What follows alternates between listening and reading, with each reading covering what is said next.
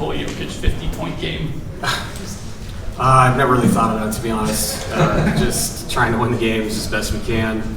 Yeah, we've had some games, you're right, where he's done some historical things and we just haven't finished it at the end. But this game was memorable because of him in the first half, is why we were in the game. And then the team in the third quarter was incredible. The energy, just on both ends. And we made shots in the third quarter that our defense really picked up. We looked a little slow to everything in the first half outside of 15. So just a really good team win. I do want to ask about his approach to back-to-backs. He was really good in them last year on the second games too. What do you kind of see from how he handles the 24 hours of rest and what sort of makes him as steady as he is in these particular games? I think just the fact that he prepares every day for situations like this.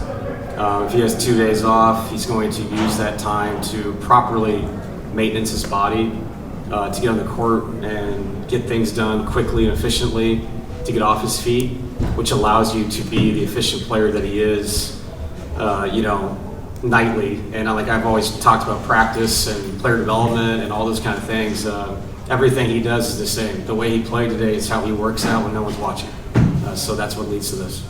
And then one other thing related to that, just to the decision to put him back in around 6 minutes, was that your call? Was that him wanting to go back in? What did you kind of feel in that spot? I feel like in the NBA, if you're not up by 40 points, you're going to put your best players back in to make sure you get to a certain point to win the game. There's zero disrespect in that. There was no, how many points did he have? I definitely, because he had sat for a while with Jonas, how good Jonas was playing. I thought about it, but I did think they started to press us.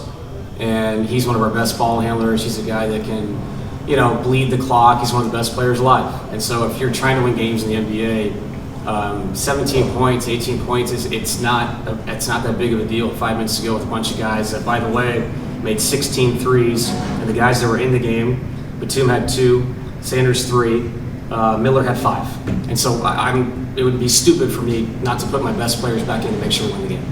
Coach, your thoughts on his double-double and basically deconstructing the wall. The wall is usually a problem for most teams coming in here, but Jokic seemed to have taken the wall out of it tonight.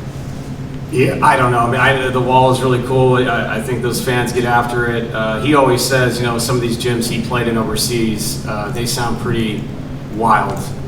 So I think he's one of those guys that can kind of, clear his head and just play. But this place is hard to play in. Good fan base. But yeah, he was extraordinary tonight. It's one of those performances you won't forget.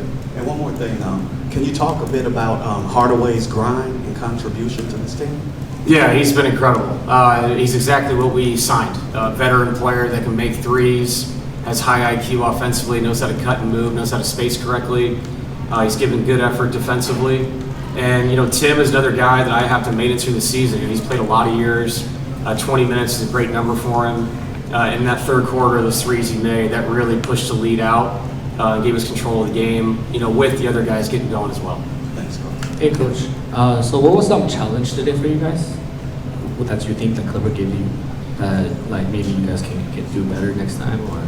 Yeah, I thought our pick and roll the first half was terrible. They just attacked us. The ball was popping.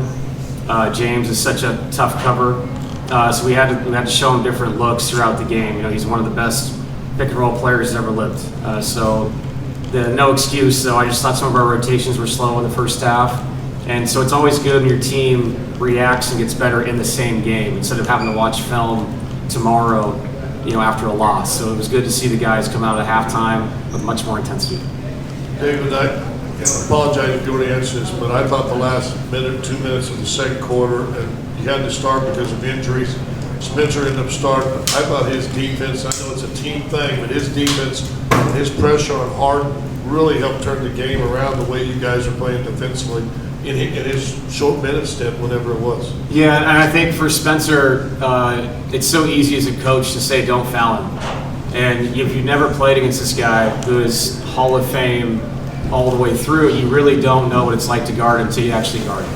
And so I thought the second half he was so much better, keeping his hands off and still being physical.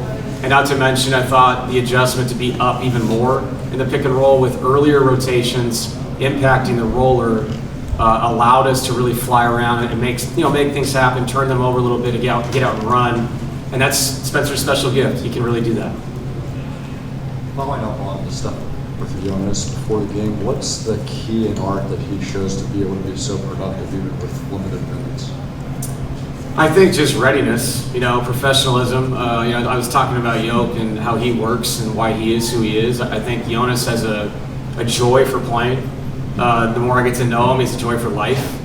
So these experiences that he has with us, I think he's out there loving basketball. And I love the way he played, when he got out there. And Nicole's having this incredible night. And then you have your backup center come in and kind of dominate the game for a few minutes. So we're very blessed to have both guys, and I'm blessed to have the guy around our locker room. Hey, Coach, so, being around the Nuggets for quite some time, what do you say about Jokic, Murray, and Gordon? Is this probably like the sweet spot you think in their career where they finally get the chemistry, like the best you've seen since you've seen them together? I mean, we won it in 23, but I think those guys, every year they play together, there's more layers to it.